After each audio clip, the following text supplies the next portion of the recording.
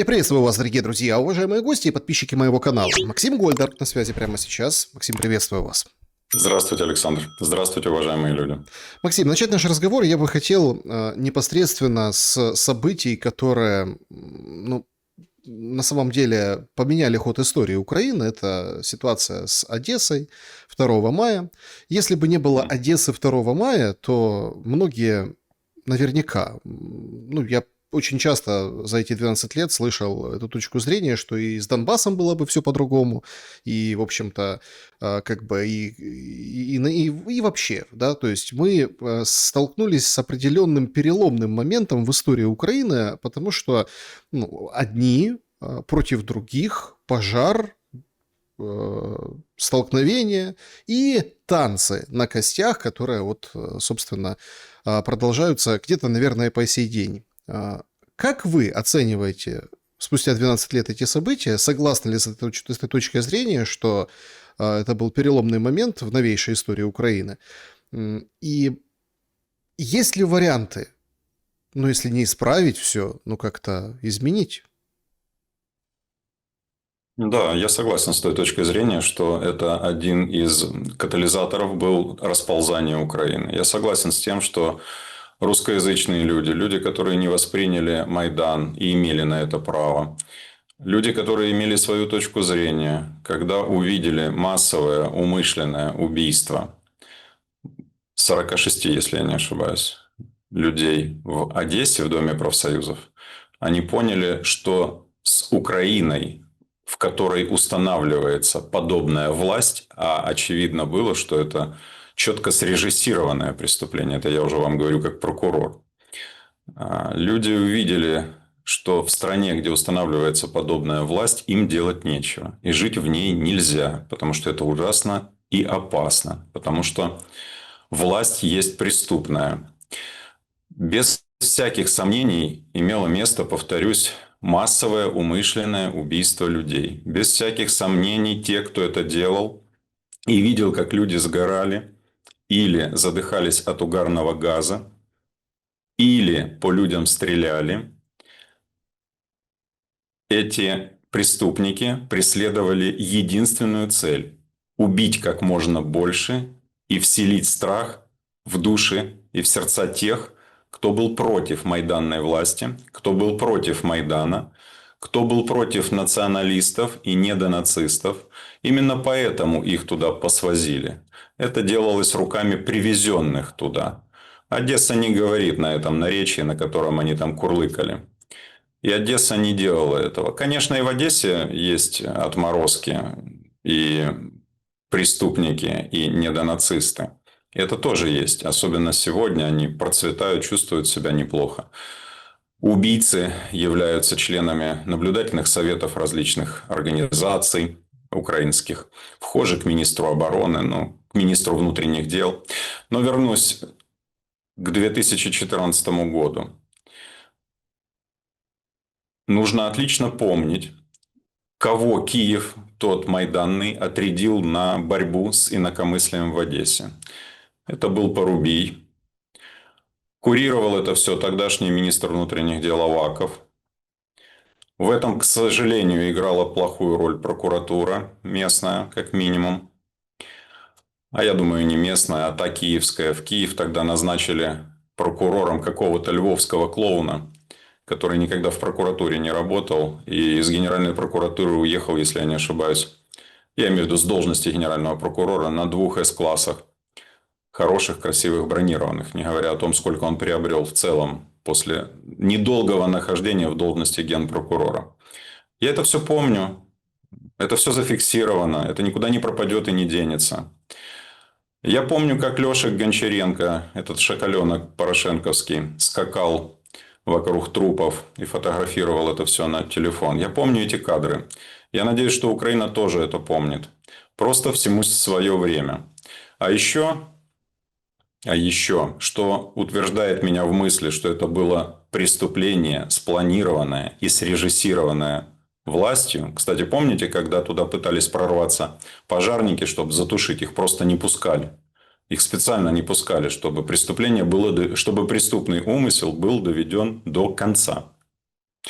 Так вот, Александр, у меня доверительные дружеские отношения с одним очень толковым харьковским прокурором. Этот человек достиг определенных высот в системе той украинской прокуратуры. До этого очень долго служил следователем, очень долго служил районным прокурором, городским прокурором, в руководстве прокуратуры. То есть это специалист, настоящий специалист. Вот кроме всего прочего, этот настоящий специалист каким-то божьим провидением, чудом был включен в международную комиссию по изучению обстоятельств этой трагедии. Потому что тогда весь мир всколыхнулся. Все можно было ожидать, но неумышленное сожжение десятков людей, своих же сограждан, просто за то, что они говорят не на том языке или думают не по-майданному. И он был членом комиссии этой. Ну а с учетом того, что он великолепный специалист в вопросах расследования и надзора за расследованием, он в первые же дни изучения материалов этого дела составил свою докладную записку о том, как расследуется это дело. Он годами впоследствии надзирал, ну, со стороны, скажем так, вплотную уже их потом перестали пускать, потому что то, что написала эта комиссия, не коррелировалось с тем, что хотела украинская власть. Он тогда еще написал, что расследование намеренно не ведется, а если ведется, то намеренно затягивается, в расследование вставляются палки в колеса. И об этом он озвучил и на трибуне этой международной комиссии. По-моему, она проводилась и организована была под эгидой, кажется, ЕСПЧ. Он это озвучивал и на экранах украинского телевидения. И мне он рассказывал о том, что все по делу было сделано для того, чтобы не расследовать максимально, есть такое понятие в расследовании, отрицательное понятие, заволокитить называется. Вот, чтобы его заволокитить, чтобы утерять доказательства, а ведь доказательства нужно собирать сразу по-горячему, иначе, особенно в те времена, их просто не найдешь потом. Чтобы утерять доказательства, чтобы выбить из дела и запугать, и убрать в сторону свидетелей обвинения, тех, кто видел и знал, как это все происходило. Ну, в общем-то, это не делается одним следователем, чтобы было понятно. Это делается руководством службы, которая расследует дело. По-моему, тогда это дело для расследования передали в МВД.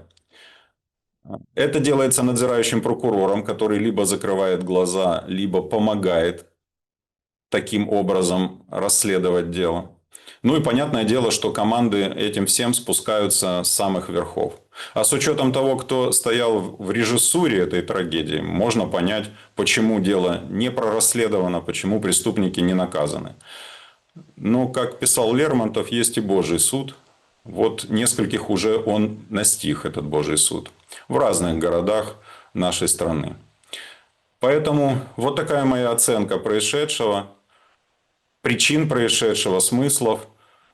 Вот такая моя оценка того, в каком состоянии и почему находилось такое громогласное дело о таком чудовищном преступлении. Все были заинтересованы в том, чтобы это преступление не расследовалось. Турчинов, тогдашний руководитель страны, Порубий, тогдашний, я не помню, кто он, спикер был парламента, да, министр внутренних дел, генеральный прокурор и КГБшник, по-моему, тогда опять Наливайченко позвали в эту шоблу. Вот, собственно, все. Вот так выглядела ситуация. Я уверен, что перечисленные мной лица, не говоря уже об исполнителях, являются заказчиками и организаторами этого преступления. Есть исполнители, те, кто убивал и поджигал. Вы знаете, я помню просто как бы через там 14 год, понятно это все, но когда после 19 году, когда выбрали Зеленского, потом был 20-й, 21-й, и как-то вот все ждали каких-то соболезнований, каких-то, ну вот, расследований. В общем-то, ничего не получилось и при Зеленском, и он там первый год вроде как что-то написал у себя в соцсетях, потом как бы попозже написал, потом вообще это как бы все сошло на тормоза, ушло, и, в общем, никаким образом, да, не продвинулось. Вот если вот тогдашнюю преступную природу власти, да, оценить, могли ли мы вообще допустить, что сейчас мы придем к, ну, откровенному кошмару на улицах не только Одессы, а всей Украины, придем к откровенному позору, а я считаю, что вот можно там по-разному классифицировать и называть то, что там вот очередные порции пленок, разговоров Миндичей с Умеровым. О чудо, даже сегодня вышел Венеславский. Венеславский. Это очень Да, интересно, кстати. и говорит, надо Умерова увольнять, ну, как бы Мгм. убирать. Он тогда был министром обороны, это год назад, да, сейчас Мгм. он секретарь Совета национальной безопасности и обороны. Мгм. И вот могли, вот есть эта линия, да, которая вот оттуда тянется и приводит вот сюда. Потому что, ну, казалось же, да, была же эйфория. Выбрали президента, который мир обещал, убрали этого со Свинарчуком Порошенко. А у него свой Свинарчук. Миндич, И Тимурка. не один. У него там целый свинарник Свинарчуков. В отличие от Порошенко, он, по-видимому, его уже перепрыгнул. Давайте я попробую с конца ответить на ваш вопрос, чтобы у зрителя нить не потерялась. А, Итак, Венеславский. Венеславский, кто не знает, это как соратник Зеленского по захвату и развалу судебной системы Украины. Именно он делал все, чтобы парализовать работу Конституционного суда Украины и организовать преследование тогдашнего председателя Конституционного суда. Я не пылаю никаким пиететом к судьям Конституционного суда, чтобы было понятно. Я в целом считаю, что эта организация нахер не нужная стране. Она ничего хорошего никогда не делала и должна быть закрыта. Просто деньги на нее не надо тратить. Но сам факт, она есть, она предусмотрена пока еще Конституцией, и ее нужно было захватить максимально. И Зеленский это сделал с помощью Венеславского. Венеславский точно так же помогал ему громить Верховный суд и высшие суды, и туда протягивать влияние Зеленского. Абсолютно незаконное влияние, абсолютно неконституционное, но между тем.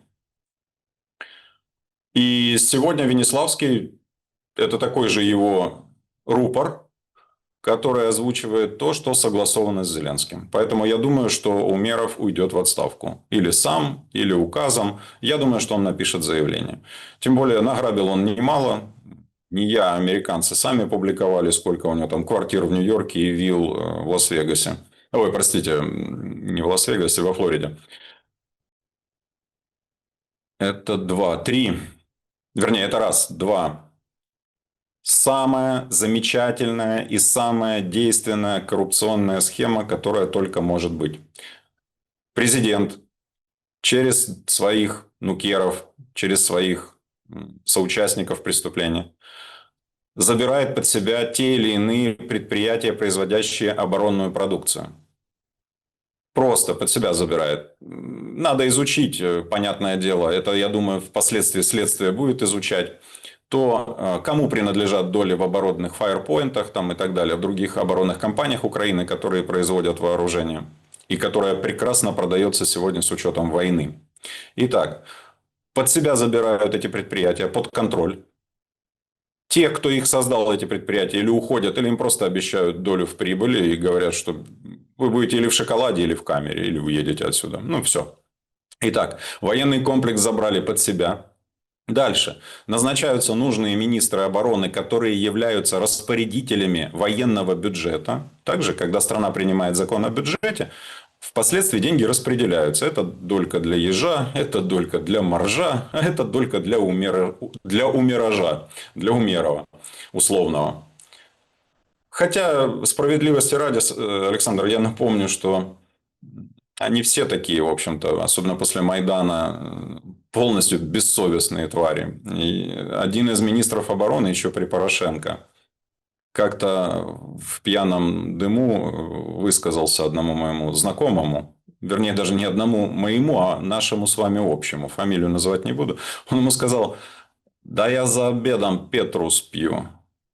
Петрус – это вино, цена за бутылку которого начинается от $5000.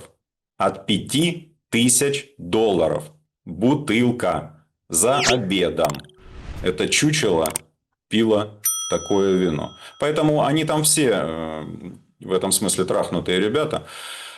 Итак, вы забрали под себя оборонный комплекс, вы назначили министра обороны, он является распорядителем бюджетных денег, вокруг идет война, кто будет проверять сейчас цены на продукцию, которую вы туда поставляете? А поставляете вы ее туда монопольно. То есть вы министру позвонили, президент министру позвонил, сказал: слышь, такой-то поинт или такой-то поинт будет поставлять тебе пули, такой-то дроны, такой-то снаряды, такой-то камуфляж. Понял? Понял. Цена будет такая-то. А цена эта уже заранее включает в себя маржу 5-10-15-кратную. То есть тут не надо даже мудрить на тендерах, потому что тендеров нет, ведь война идет. Какие могут быть тендеры? Нам срочно надо, чтобы эти беспилотники, которые сейчас он по всему миру пытается распродать, нам срочно надо, чтобы это в армию поставили. И вроде бы и мы с вами, да, со стороны смотрим и думаем: ну да, ведь война, какие могут быть сейчас тендеры? Нужно же срочно войска вооружать, одевать, кормить и так далее. Вот на этом и происходит сумасшедший заработок. Президентская вертикаль под себя забрала все производство вооружений в Украине. И гребет деньги из бюджета под видом поставок нужного вооружения, обмундирования и так далее в армию, в Министерство обороны. А свой карманный министр обороны подписывает договоры, у него есть замы для этого, есть руководители департаментов, но суть от этого не меняется. Поверьте, подобные сделки не заключают директора департаментов или заместители. Все только с ведома министра. Потому что речь идет о миллиардах в год, о миллиардах долларов в год.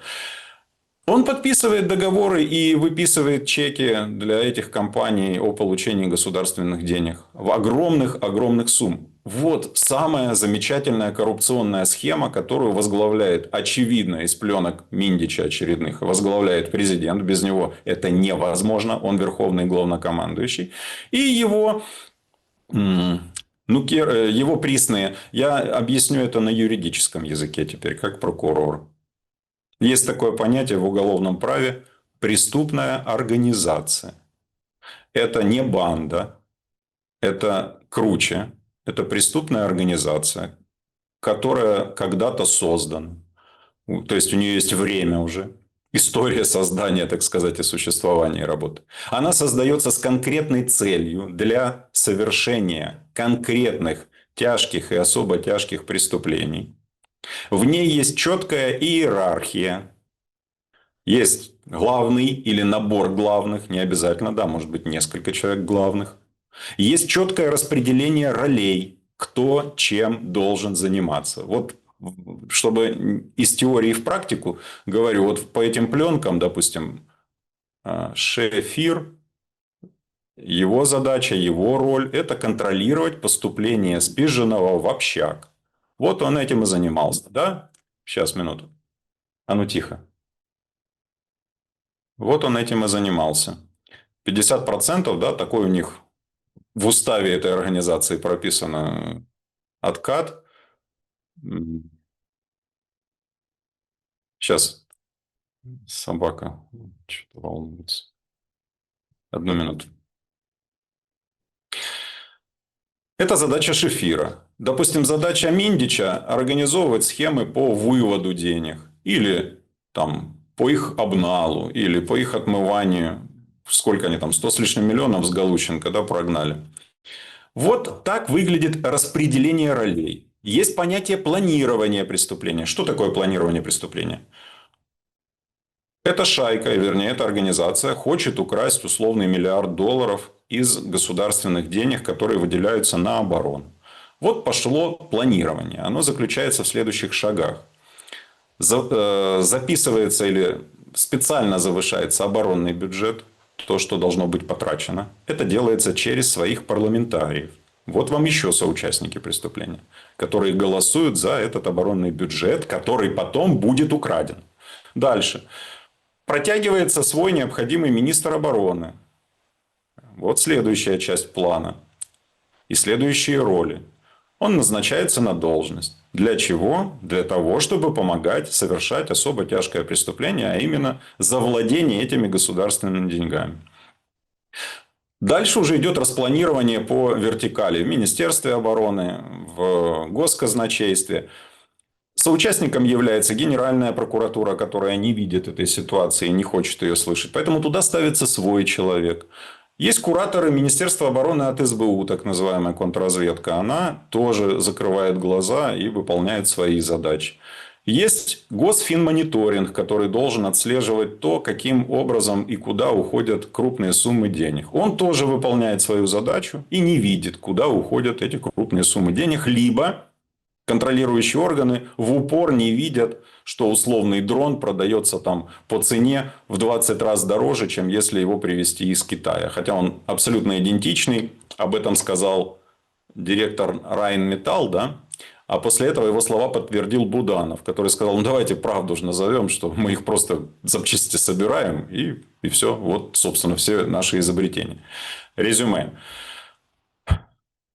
Пленки Миндича, вторая или там третья их часть, подтверждают, что в Украине государственная власть представляет собой преступную организацию с иерархией, с устаканившейся иерархией, с распределением ролей, с планированием преступлений. Ну, вот это насчет пленок Миндича. Теперь, что касается и того, что мы видим, что мы понимаем. Теперь, что касается,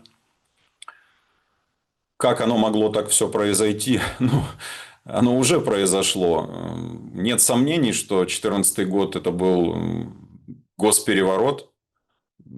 По-другому юридическим языком это никак не назовешь. Цель этого госпереворота тоже была ясна. Украину готовили быстрыми темпами для превращения в инструментарий борьбы с геополитическим противником. А понятное дело, что выполнять говёные роли могут только говнюки. Вот эти говнюки начали выполнять свои роли. Каждый свою. Мы с вами только что обсудили преступление в Одессе. И я расписал роли каждого, как это все было, кто координировал, кто организовывал, кто поставлял преступные возможности там и так далее. Ну, орудие убийства, организовывал отход, организовывал безопасность, крышевал и так далее. И кто исполнял эти преступления. И мы с вами сейчас увидели, во что это трансформировалось. Трансформировалось это в совершенно иного толка преступления, в основном корыстные.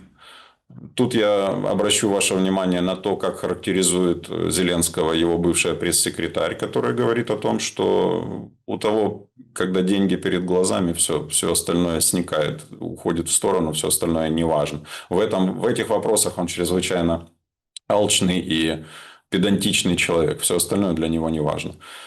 Мы говорили с вами, кстати говоря, там Коломойскому предъявили обвинение очередное, да, в хищении. Но что здесь могу сказать? Это одна из составляющих общей картины украинской. У меня нет сомнений, что Приватбанк и его деньги действительно разворовывались. Я напомню вам 14-15 год, когда гривна летит в тартарары, да, курс к доллару вырастает в 5 сначала раз, потом падает в 3 раз, 24 потом становится. Но все равно сбережения сгорают, бизнес не понимает, что делать. У мелкого и среднего бизнеса сгорают деньги в банках, на их счетах. А Приватбанк Коломойского раздает такие проценты на вклады сумасшедшие. Тогда даже ОВГЗ, облигации внутреннего госзайма, не приносили подобные доходы, сколько Приват раздавал в качестве процентов за депозиты. Привлекались огромные средства и выдавались огромные проценты. Каким образом такие деньги зарабатывают? С какого бизнеса? Это самое, что ни на есть, обычная пирамида. Он в нее и превратился, этот Приватбанк, к тому времени. И то, что оттуда воровались деньги, у меня сомнений нет. Я уверен, что воровались. Это раз. Но, слушая сегодня обвинение, которое предъявлено там, Коломойскому очередное, о том, что поучаствовал он в 200, по-моему, или 300 миллионах, и глядя на то, какими бабками оперирует окружение его ученичка Зеленского, понимаешь, что ученик давно превзошел своего учителя, мучителя. Я думаю, Коломойский для него это такой Карабас-Барабас, учитель и мучитель. Зеленский у него многому научился, но и много претерпел, поэтому я отомстил ему и мстит сегодня. Вот. Вот, собственно, так выглядит картина современной Украины. И мы с вами сейчас просто дали человеческую, юридическую оценку происшедшему и доказательствам, которые собрали НАБУ. И это однозначно подтверждает, что руководит Украиной огромная преступная организация. Максим, понимаете, тут же вот это вот, как это, эволюция, ну, это неправильное слово в отношении преступной организации власти и преступного характера власти, она ведь еще и как бы выплескивается и на политический, и геополитический уровень. Мы тут видим замазанных и впутанных туда европейских чиновников, которые как бы должны быть непогрешимы, которые должны быть как бы мерилом ценностей, там, нулевой толерантности к коррупции и всего прочего. Ну, как бы понимаем, да, что Ну на да. самом деле из себя это представляет. Нью-Йорк Таймс сегодня выходит с интересным материалом. Они говорят, что, ну, там в статье так и указывается, что Украина и Зеленский потеряли интерес к работе с Трампом. Зеленский, вероятно, прекратил попытки убедить США оставаться вовлеченными в войну с Россией и теперь работает над стратегией ведения переговоров без помощи Вашингтона. Об этом пишет Политико. В качестве главной площадки для переговоров Киев рассматривает Турцию. А вот Нью-Йорк Таймс как раз-таки говорит, что там тоже большой комментарий о том, что практически безразлично теперь Украина реагирует на созвоны Трампа и Путина. И, в общем, пока Путин и Трамп разговаривают, пишут, что Украина жмет плечами. И на протяжении всего 2025 года любой звонок Трампа и Путина ставил Киев на грань. Украинские должностные лица боялись, что их страна может быть продана американским президентом. Потакает Трамп Путину, и после каждого звонка спешили выяснить, о чем речь. Ну, а сейчас нет. А сейчас как-то, знаете, сейчас как-то вот плевать. О чем это говорит нам и какие перспективы рисует? Это говорит о том, что подтверждается моя версия, или наша с вами, когда мы как-то это обсуждали, версия о том, что Зеленский ждет, когда Трампа вынесут из Белого дома. Его в этом, вероятно, заверили те, кто его крышует и ему помогает. И это первое. Второе, он играет в это, в долгую, так сказать, начал играть. Он ждет, что Трамп проиграет, а Трамп сделал много для того, чтобы проиграть. И ситуация с внутренней поддержкой у него заметно ухудшилась. Это два. Три. Зеленский сейчас получает от некоррумпированных чиновников Евросоюза 90 миллиардов. Не полностью, но кусочками. Если вы помните, то первый транш в 6 миллиардов тут же уйдет куда? На производство беспилотников. А кто беспилотников производит их? Возвращаемся к началу сегодняшнего видео. Поэтому в этом смысле он как раз себя чувствует хорошо в шоколаде. И считает, что пропетляет в этом конкретном контексте. Я лично считаю, что он ошибается. Я считаю, что там в Америке, и я знаю это, у дела закусил Вэнс, именно касательно этого персонажа. И я считаю, что маховик раскручивания противоправных действий, которые совершил этот господин с американскими долларами, он уже запущен. Его стратегия в данном случае, или да, я думаю, все-таки стратегия, это нападение. Он увидел, что она работает, он позволяет себе по отношению к разным людям вести нагло и по-хамски, и видит, что люди очень часто пасуют. А если еще и тема подкрепляется деньгами, огромными деньгами, сумасшедшими деньгами, то Он увидел, что он решать эти проблемы может. Решит ли он вопрос с американской администрацией? Я уверен, что нет, не решит он этот вопрос. У Трампа сегодня не так много зачетов перед осенними выборами для того, чтобы что-то показывать электорату и говорить о том, смотрите, какой я классный. То, что там я 8 конфликтов или 108 закончил по всему миру, американцев особо сильно не трогает. И намного вкуснее будет звучать, смотрите, я раскрыл, кто украл эти 350 миллиардов, которые Байден отдал. Смотрите, я не просто раскрыл там каких-то мелких пешек и сошек, а я целую систему под названием «Государственная машина Украины» вывернул наизнанку. Я думаю, это один из тех плюсиков, на которые администрация Трампа будет делать определенную ставку перед выборами. Я не думаю, что глобальный военно-промышленный комплекс сегодня сильно нуждается в ядерной войне в Украине. Потому что он и так уже сыт на долгие годы, и огромные-огромные суммы идут в адрес военно-промышленных корпораций для того, чтобы делить эти деньги, производить вооружение, перевооружение, пополнять запасы и так далее. Поэтому какие-то бенефициары войны, в первую очередь Зеленский и некоррумпированные, как вы говорите, европейские высшие чиновники, они еще остались. Но в целом полагаю, что интерес к подливанию бензина в огонь со стороны Америки, он угас. Кстати говоря, вспомните позавчерашнюю фразу Трампа, который сказал, что если бы Байден, он сказал, если бы мы не давали туда деньги и оружие, этот конфликт давно бы закончился. В 2013 году за подобную фразу я получил от Зеленского СБУшников, от Зеленского СБУшников обвинения во всем там, в чем они людей обвиняют сейчас, в изменах и прочей херне. Они провели свою экспертизу. У них Лингвистическую, да. Лингвистическую. Есть такая штука, называется КНИСЭ. Киевский научно-исследовательский институт судебных экспертиз. Там сидят карманные эксперты, лингвисты. И вот эти лингвисты, они на зарплате у СБУ, на хорошей зарплате, кроме своей другой. И они проводят любые экспертизы, какие хочешь. Хочешь такую, хочешь... Ты хороший, хочешь ты плохой, неважно, какой заказ поступил. Вот. И когда я сказал, что не нужно лить в огонь горючие материалы, и тогда огонь угаснет. А кто льет, тот хочет, чтобы огонь разгорался. Вот по этой фразе и по ряду других провели экспертизу, и это дало им возможность предъявить мне бредовые обвинения.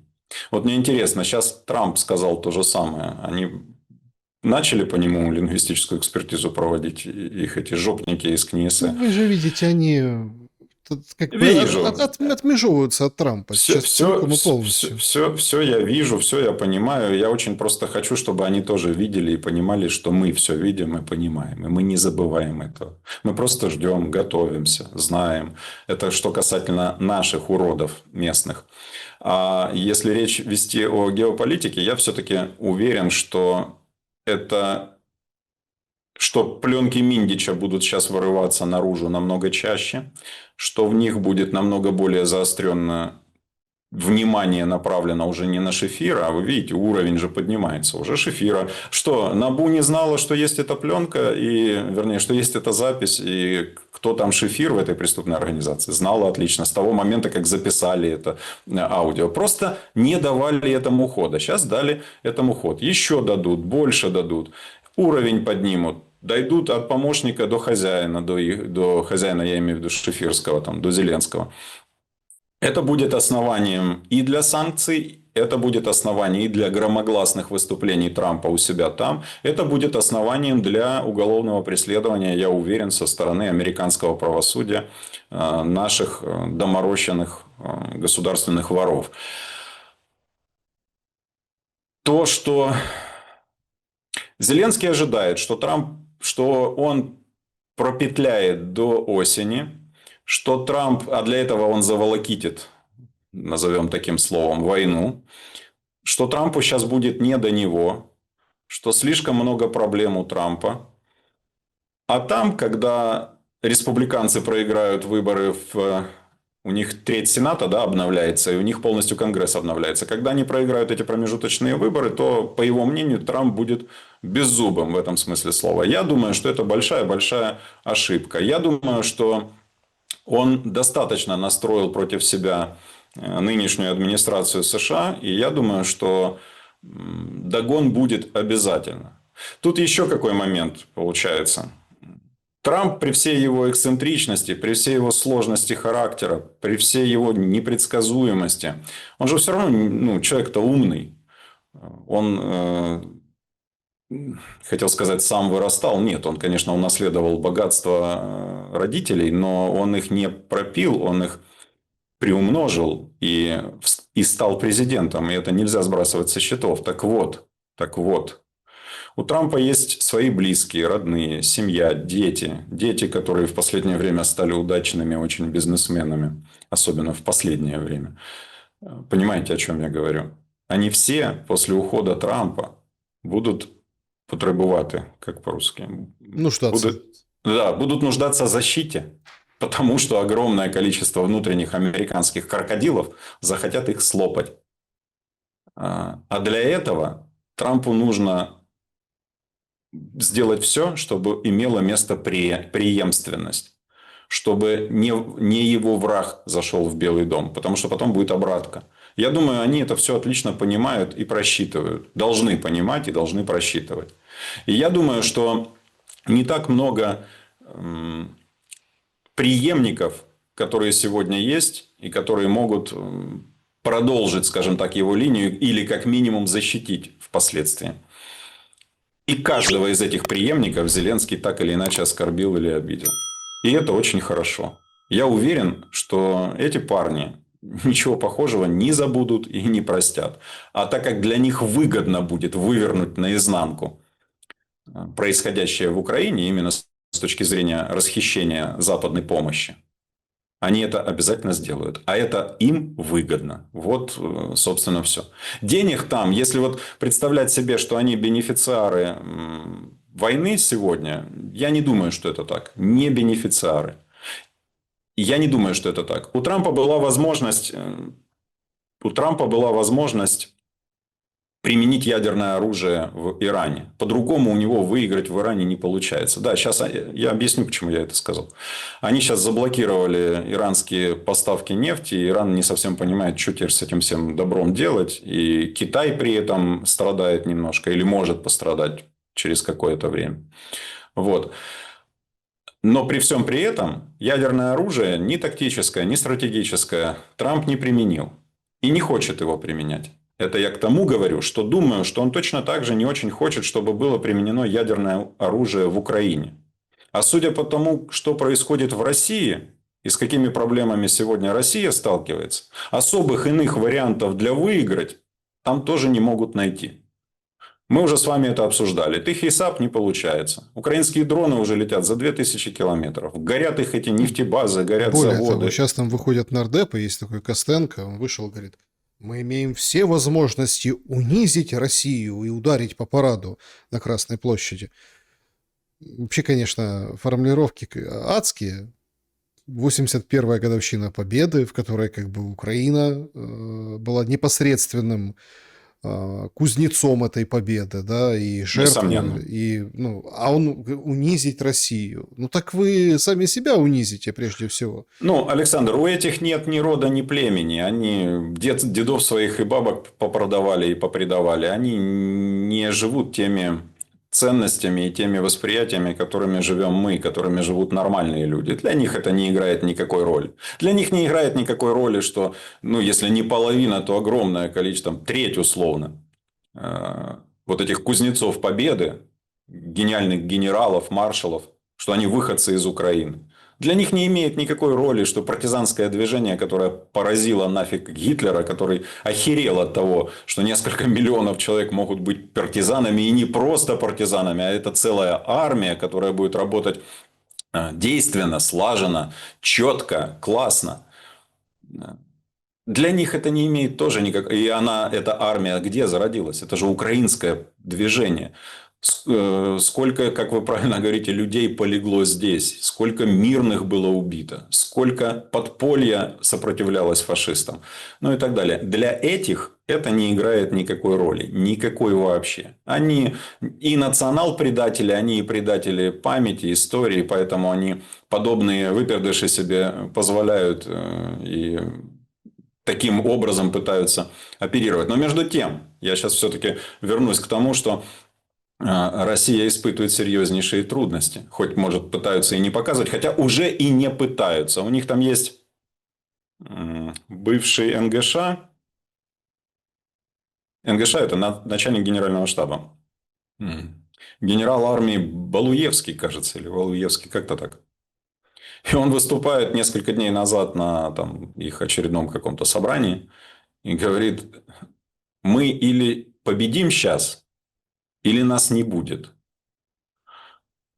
Они начали говорить то, о чем мы с вами говорили еще несколько месяцев назад, о чем они молчали до этого, а сегодня это уже прорывается повсюду. Они понимают в России, что ситуация для них критическая и с экономикой, и с человеческим потенциалом, и кризис внутри власти. Я уверен, что все эти посадки, аресты сегодня, которые проходят в тех или иных губерниях, когда губернаторов, вице-губернаторов, мэров крупных городов хлопают на взятках, это не только борьба с коррупцией, это еще и устрашение, усиление вертикали власти. Я уверен, что это все взаимосвязано.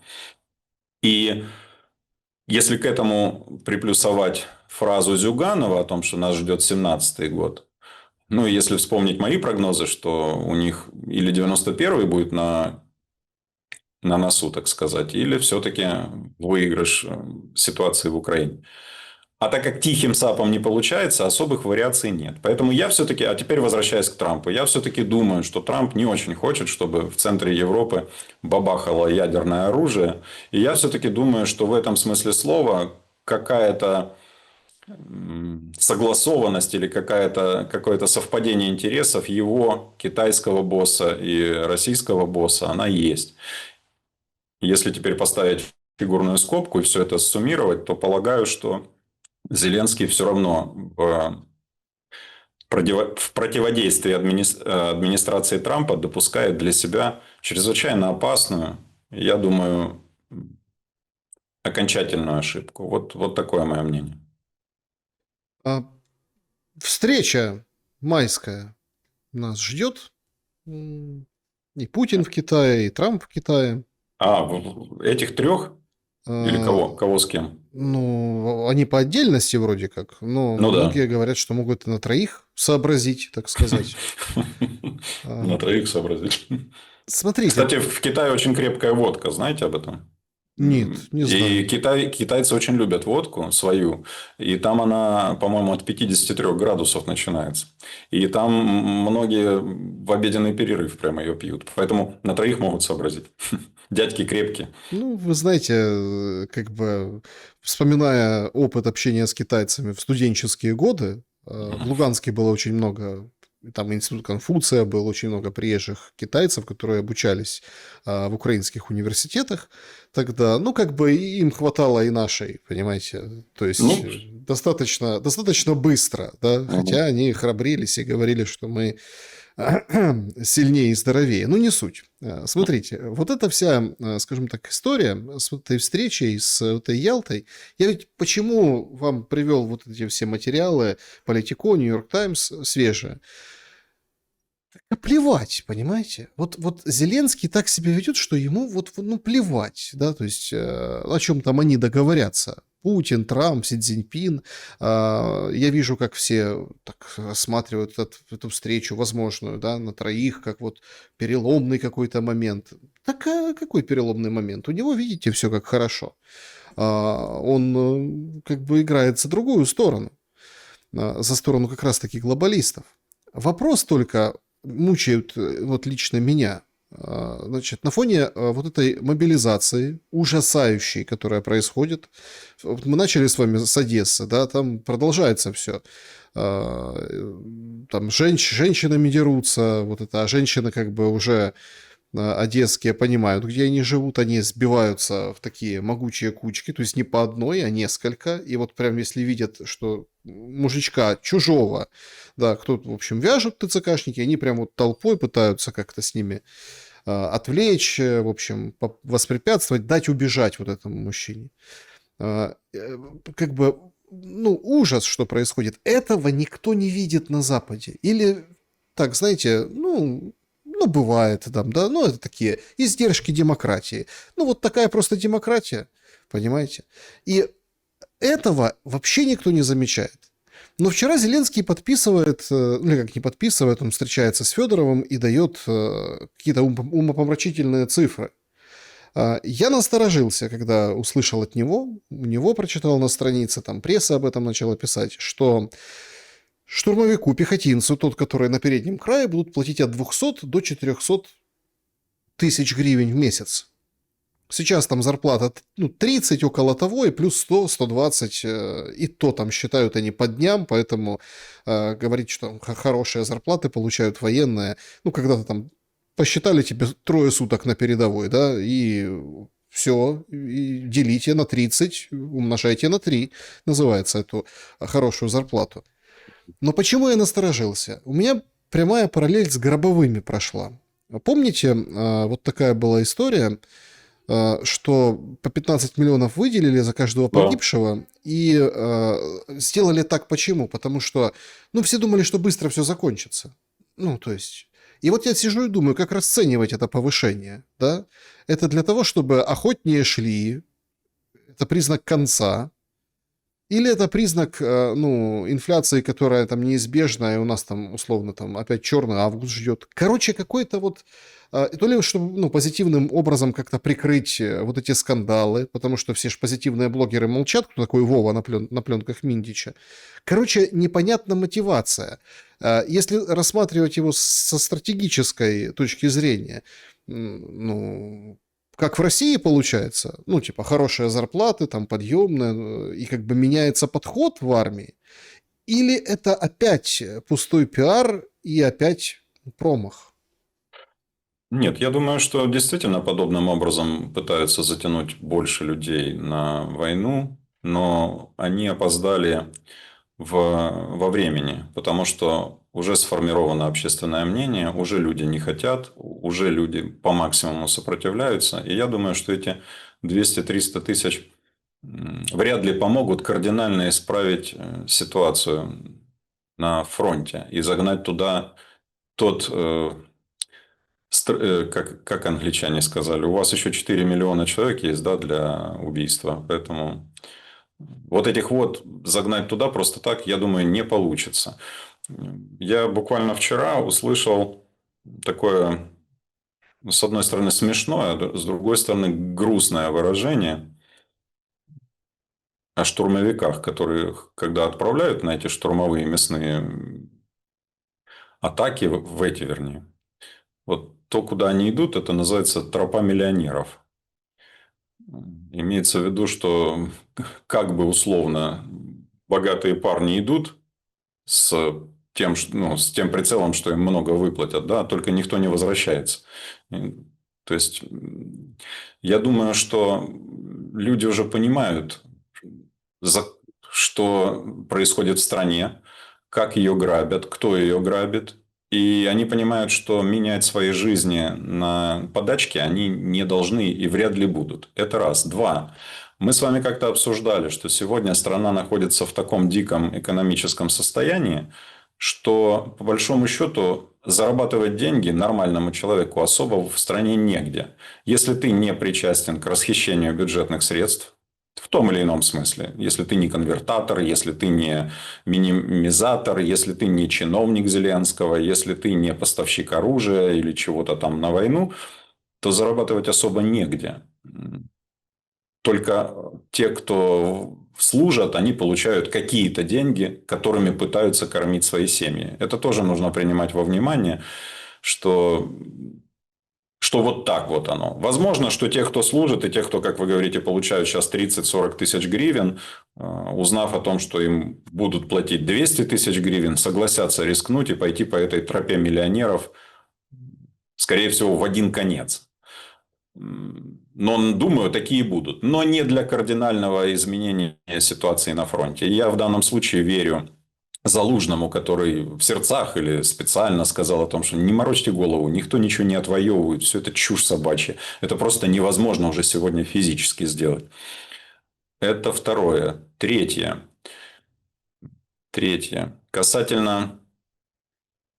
Касательно того, что вы говорите, что он себя ведет так, как будто ему вообще все по барабану, и у него все хорошо. Ну, знаете, в студенческие времена была шутка такая. Мужик шел по улице, увидел большую лужу. Сказал, подумал мужик. Шагнул, а оказалось по уши. Вот я думаю, что в данном конкретном случае будет так же. На каждую хитрую жопу всегда что-то найдется большое с резьбой. То, что там жопа хитрая, очевидно. То, что он чувак талантливый и окружил себя талантливыми, тоже очевидно. Только таланты эти все тратятся не на страну и не на пользу страны, и не на выживание страны, а наоборот. На ее разграбление и утилизацию. А индикатором того, что они сами не верят в то, о чем говорят всем нам, является то, что они отсюда потихонечку выезжают, вывозят своих, свое, чужое, украденное. Но они перебираются туда. Именно этим объясняется, кроме всего прочего, кроме там нежелания попасть под бомбежку, его вояжи на Ближний Восток, его вояжи в Западную Европу. Только этим. Вывозится, все потихонечку вывозится. Как будут легализовывать, это уже вопрос. И сейчас, как будут легализовывать и дадут ли им крышу для этой легализации, благословят ли их на это вопрос спорный.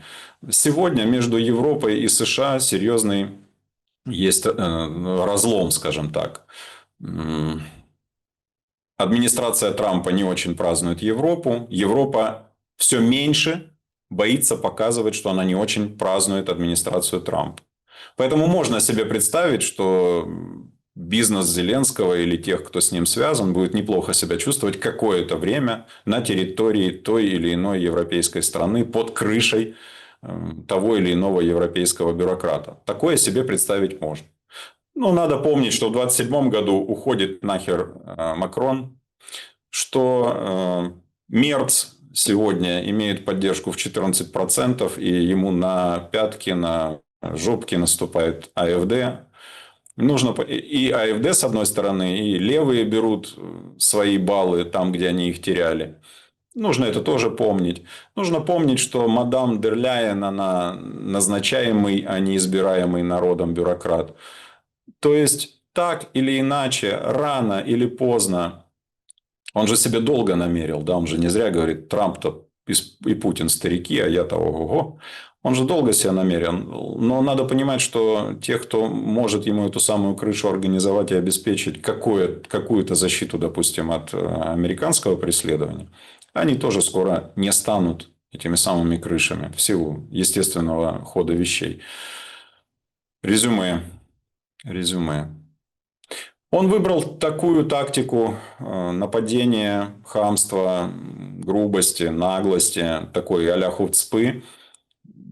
Ту тактику, которую он проверял, которую раньше он видел у Коломойского, которая научился у него, которая ему дала фору вот в эти военные годы. И он ее мусолит дальше, юзает, потому что она работает. При этом она подкреплена огромными деньгами, которые 100% делятся, 100% есть откаты, 100% вот та вот долька для моржа, для ежа, она все равно заложена. Все это есть. Именно поэтому, кстати говоря, так спешили с выдачей этих денег. Вот, казалось бы, да, в Германии там очень тяжелая ситуация с экономикой. Очень тяжелая. Да, они еще на жировых запасах пока выезжают, но это уже ненадолго. И Германия об этом кричит. И, казалось бы, Мерц должен делать все для того, чтобы деньги хранить внутри Германии или тратить на германское хозяйство. Но между тем он педалирует выдачу денег в Украину. А почему? Да надо просто помнить, кем был Мерц до канцлерства. Директор главного представительства BlackRock в Германии. BlackRock – инвестиционная транснациональная корпорация, которая по ее заявлениям и по ее оценкам оперирует и как это, оперирует, да, инвестициями на сумму 13 триллионов долларов. И, что немаловажно, четверть украинского внешнего долга в ценных бумагах находится в руках структур BlackRock. По этим долговым обязательствам Украина платит бешеные проценты. Таких процентов нельзя получить ни по каким другим трежерисам, ни по каким другим ценным бумагам других государств. А Украина платит. А почему Украина платит?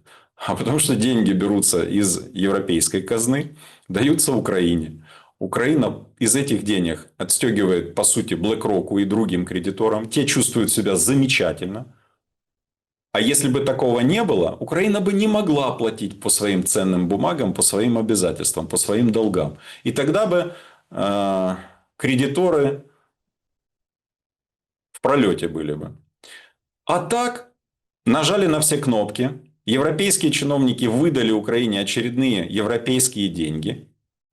Транснациональная инвестиционная компания по долгам Украины замечательно получает купон, замечательно получает процент. Она чувствует себя прекрасно. Не говоря уже о том, что BlackRock прямо или опосредованно имеет доли в тех агрохолдингах иностранных, которые подгребли под себя украинские черноземы.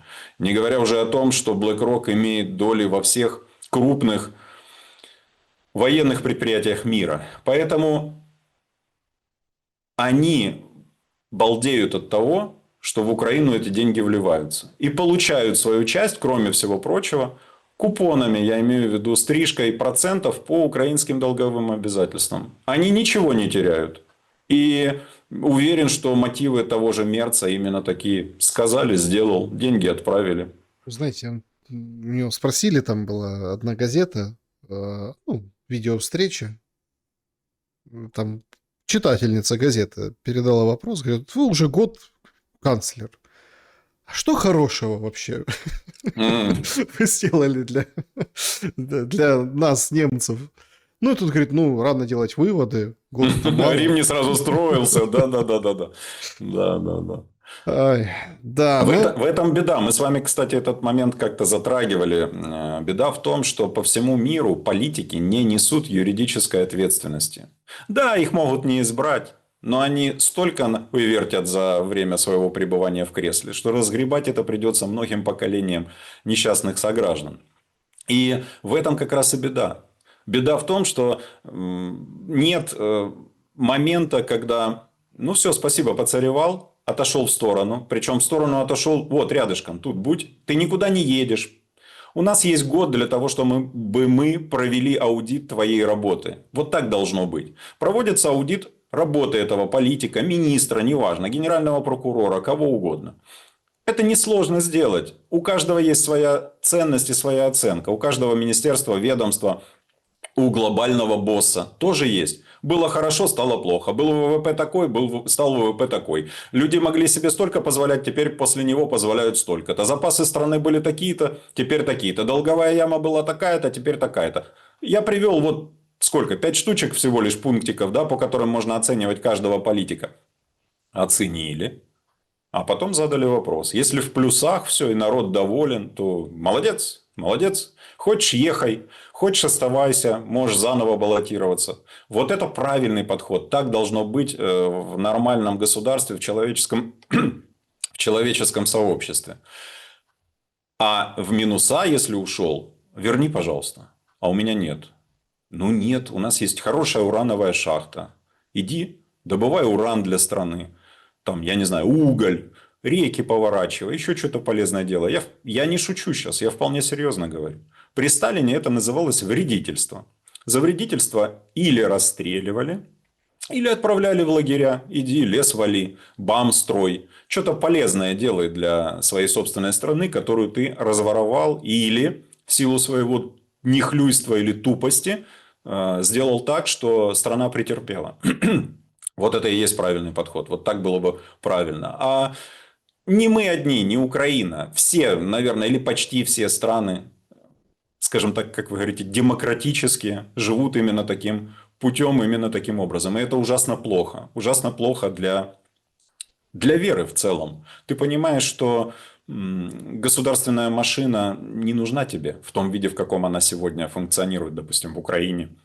Я думаю, что немцы точно так же думают о Германии. Что зря оттуда люди валят с деньгами или без денег даже в Южную Америку, в Китай, в Таиланд, в Тайвань, куда-нибудь, но не сидят в Германии, они не хотят больше там быть.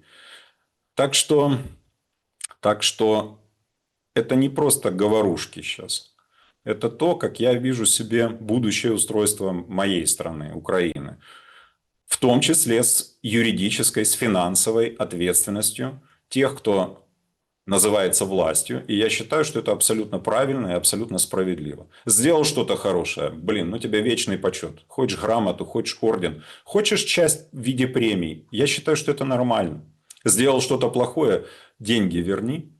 А если сделал такое плохое, которое, как сегодня, влечет за собой многие убийства людей, потери территорий, потери экономики, потери самостоятельности, то здесь речь идет не только об урановых шахтах, а речь идет о возобновлении смертной казни в Украине. Это необходимо для того, чтобы вылечить ее, в том числе, чтобы вернуть людям веру в справедливость, чтобы страна видела, что те, кто ее уничтожал, разрушал и пил эту кровь, и превращал эту кровь в доллары и евро, они очень сильно пострадали, и им не помогли эти доллары и евро. Я в это верю. Максим Гольдарб был моим собеседником сегодня. Благодарю за время и мысли. Спасибо вам. Всего наилучшего. Друзья, подписывайтесь на Максима, подписывайтесь в Телеграм, на YouTube, поставьте лайк, пожалуйста, этому видео. Но самое главное, берегите себя. Добра и света. Увидимся.